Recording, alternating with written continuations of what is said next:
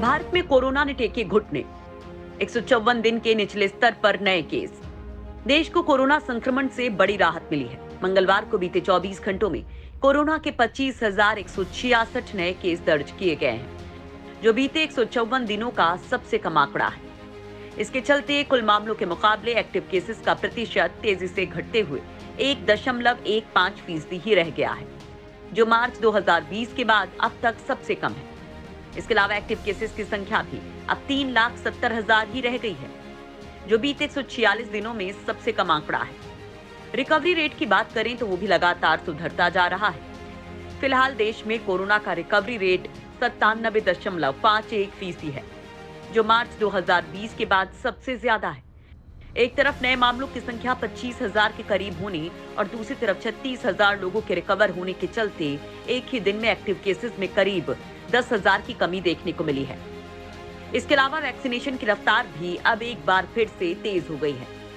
बीते 24 घंटों में 88.13 लाख वैक्सीन डोज दी गई हैं, जो किसी एक दिन में टीकाकरण का अब तक का सबसे बड़ा आंकड़ा है। देश भर में अब तक 55.47 करोड़ से ज्यादा कोरोना वायरस के टीके लग चुके हैं। एक तरफ तेजी से घट रहे नए केसेस और दूसरी तरफ टीकाकरण की रफ्तार ने कोरोना की गति को थामने का काम किया है। इसके चलते लंबे समय के बाद वीकली पॉजिटिविटी रेट अब 2% से भी कम हो गई है। डेली पॉजिटिविटी रेट भी अब महज 1.61% ही रह गई है। बीते 22 दिनों से ये 3% से कम बना हुआ है। अप्रैल और मई में कोरोना की दूसरी लहर के पीक के मुकाबले देखें तो अब हालात काफी अच्छे हैं। उस दौरान महज एक दिन में ही नए केसेस का आंकड़ा 3 से 4 लाख तक पहुंच गया था। कोरोना की तीसरी लहर पर बड़ी तैयारी। कोरोना की तीसरी लहर की चिंता के बीच केंद्र सरकार ने एक बड़ा फैसला करते हुए रैपिड एंटीजन टेस्टिंग किट के निर्यात पर रोक लगा दी है। Directorate general of foreign trade ने एक्सपोर्ट पॉलिसी में इस बदलाव की जानकारी दी है। इतना ही नहीं, कोरोना की जांच के लिए लैब में काम आने वाले केमिकल भी पाबंदी के दायरे में होंगे। देश में वायरस की जांच के लिए शुरुआती दौर से ही आरटी-पीसीआर और रैट का बड़े स्तर पर इस्तेमाल किया जा रहा है। आरटी-पीसीआर को वायरस की सटीक जानकारी बताने के लिए बेहतर माना जाता है। रैट का उपयोग त्वरित परिणाम जानने के लिए किया जाता है। हालांकि मरीज की रैपिड टेस्ट के बाद भी आरटी-पीसीआर को वायरस की सटीक जानकारी के लिए बेहतर माना जाता है। भारत में पस्त दुनिया में कोरोना कोहराम जारी। भारत में कोरोना दम तोड़ रहा है, लेकिन दुनिया के कई मुल्कों में कोरोना का कहर जारी है। अमेरिका में कोरोना की रफ्तार एक बार फिर से तेज हो गई है। अमेरिका इस वायरस की मार से सबसे ज्यादा बुरी तरह से प्रभावित हुआ है। तो ईरान में कोरोना की तगड़ी मार पड़ी है।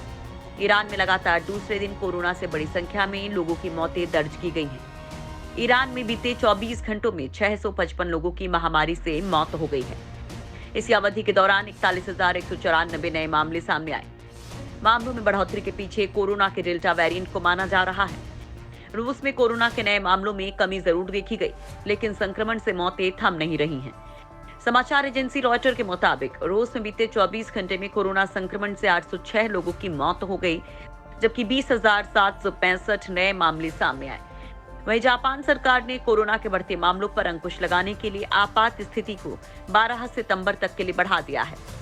जापान सरकार ने ये कदम ऐसे वक्त में उठाया जब राजधानी टोक्यो में 24 अगस्त से पैरालंपिक खेलों की शुरुआत होनी है।